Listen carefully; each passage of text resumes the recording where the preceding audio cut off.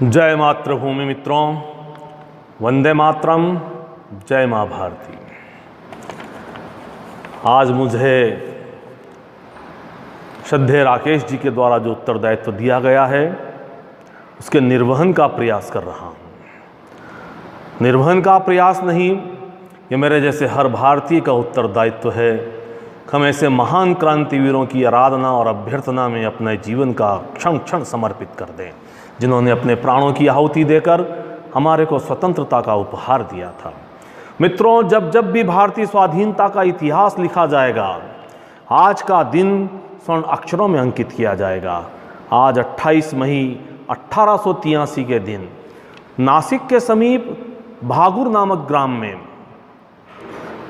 परम श्रद्धेय श्री दामोदर पंत सावरकर के परिवार में महातेजस्विनी दुर्गा स्वरूपा श्रीमती राधा देवी की कोख से स्वातंत्र्य समर की एक चिंगारी ने जन्म लिया, जिसने ज्वाला बनकर के पूरे विश्व के अंदर भारतीय स्वाधीनता के आंदोलन को मुखर कर दिया। वो विनायक वीर दामोदर सावरकर ही थे, जिनकी प्रेरणा से अनेकानेक क्रांतिकारियों ने भारतीय स्वाधीनता संग्राम के लिए अपने प्राणों की आहुति दी। मित्रों, दामोदर सावरकर को पढ़ने के लिए, दामोदर सावरकर को समझने के लिए थोड़े बहुत समय से काम चलने वाला नहीं है। दामोदर सावरकर अपने आप में स्वयं एक महाग्रंथ है।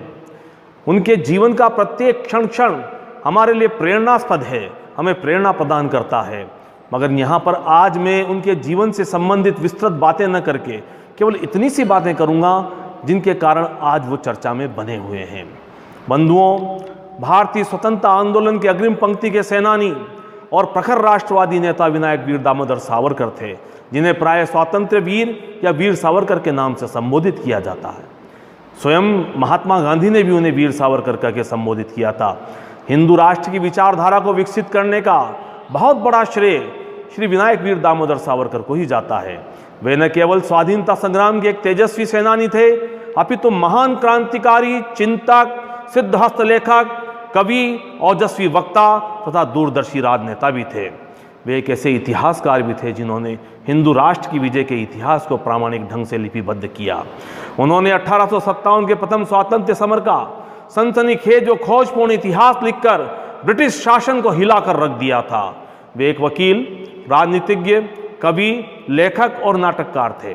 उन्होंने परिवर्तित हिंदुओं के लिए महाराष्ट्र की धरती पर जन्म लिया था। छत्रपति शिवाजी महाराज और महाराजा संभाजी के द्वारा जो कार्य किया गया था उसे गति देते हुए उन्होंने महाराष्ट्र की धरती से परावर्तित हिंदुओं को वापस हिंदू धर्म में लाने का प्रयास किया। ऐसा कार्य विनायक वीर दामोदर सावरकर ही कर सकते थे। सावरकर ने भारत को एक सार के रूप में एक सामूहिक हिंदू पहचान बनाने के लिए हिंदुत्व का शब्द दिया, और वह हिंदुत्व का शब्द आज हमारा प्राण बन गया है। उनके राजनीतिक दर्शन के अंदर उपयोगितावाद, तर्कवाद और सकारात्मकवाद, मानवतावाद और सार्वभौमिकता, व्यवहारिकता और यथार्थवाद के तत्व थे। सावरकर एक कट्टर तर्कसंगत व्यक्ति थे जो सभी धर्मों के अंदर विद्यमान रूढ़िवादी विश्वासों का विरोध करते थे। बंधुओं, सावरकर ने अपने बचपन से ही यानी कि क्रांति की ज्वाला को जलाना प्रारंभ कर दिया था। अपने विद्यार्थी जीवन में उन्होंने मित्र मेले लगा करके हिंदुस्तान की आज़ादी के लिए क्रांतिकारी चेतना का विकास किया था। 1904 में उन्होंने अभिनव भारत की स्थापना की। 1905 में बंगाल विभाजन के बाद वो पहले नेता थे जिन्होंने सर्वप्रथम विदेशी सामानों की, विदेशी वस्त्रों की होली जलाई। 10 मई को 1907 को इंडिया हाउस में लंदन में प्रथम भारतीय स्वतंत्रता संग्राम की स्वर्ण जयंती मनाई, जहां प्रमाणों सहित उन्होंने अंग्रेजों के द्वारा दिया गया इसका गदर नाम का विरोध किया और भारतीय स्वातंत्र्य समर की उसे उपमा प्रदान की।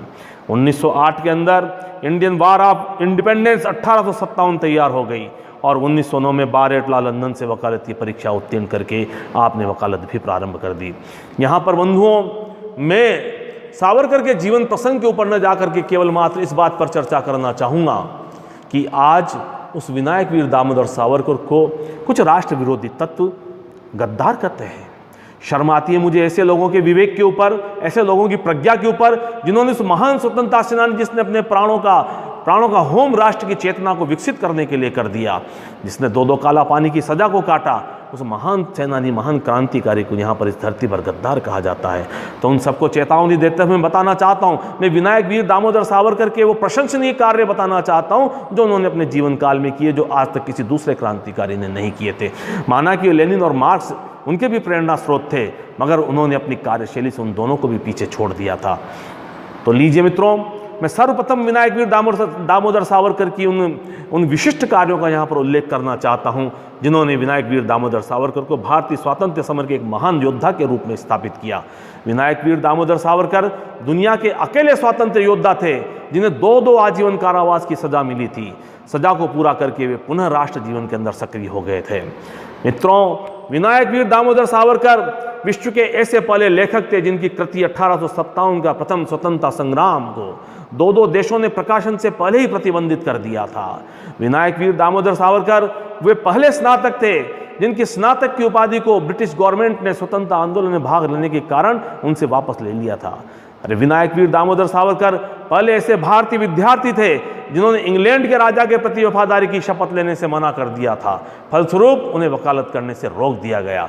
विनायक वीर दामोदर सावरकर पहले ऐसे भारतीय राजनीतिज्ञ थे जिन्होंने सर्वप्रथम विदेशी वस्त्रों की होली जलाई थी।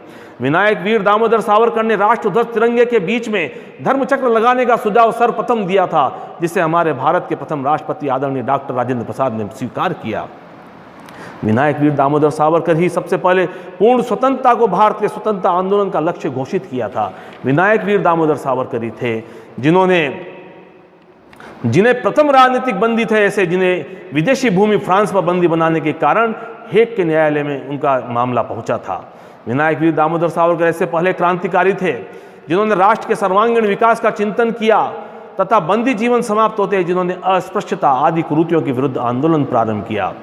विनायक वीर दामोदर सावरकर दुनिया के ऐसे पहले कवि थे जिन्होंने अंडमान के एकांत कारावास में जेल की दीवारों पर कील और कोयले से कविताएं लिखी और फिर उन्हें याद किया। इस प्रकार याद की हुई 10,000 पंक्तियों को उन्होंने जेल से छूटने के बाद पुनः लिपिबद्ध किया।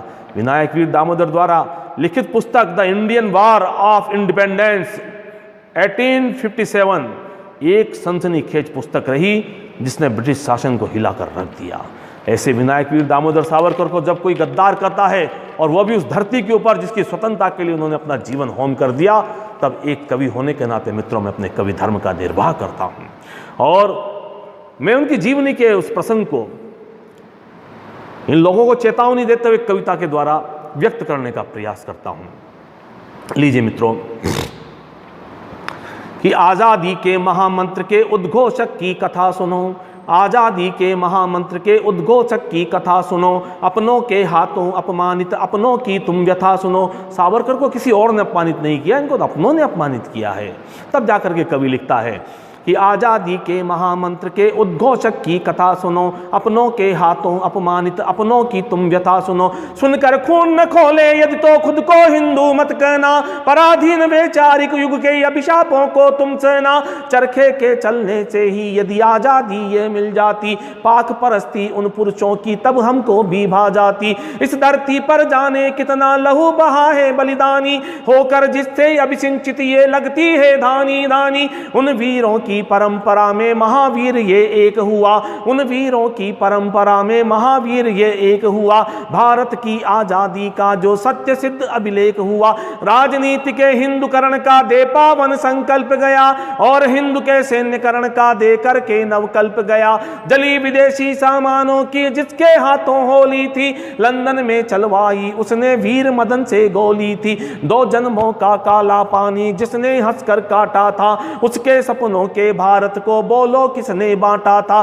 2 जन्मों का काला पानी जिसने हंसकर काटा था, उसके सपनों के भारत को बोलो किसने बांटा था। 57 के महासमर की गाथा जो लिख चला गया, वीर विनायक क्रांति ज्वाल की ज्वालाओं को जला गया। उसको गाली देने वाली जिह्वाएं क्यों कटी नहीं, उसको गाली देने वाली जिह्वाएं क्यों कटी नहीं। उन श्वानों की लाशों से क्यों धरा अभी तक पटी नहीं, उन श्वानों जवानों की लाशों से क्यों धरा अभी तक पटी नहीं, आज़ादी के महामंत्र के उद्घोषक की कथा सुनो। वो विनायक वीर दामोदर सावरकर ही था मित्रों, जिन्होंने हिंदुत्व का जय घोष करते हुए कहा था कि जब तक इस राष्ट्र के अंदर राजनीति का हिंदूकरण और हिंदुओं का सैन्यकरण नहीं होगा तब तक भारत विश्व शक्ति नहीं बन सकता। और आज उनका ये विचार प्रासंगिक है, एक दिन हमें इस रास्ते पर आना ही पड़ेगा।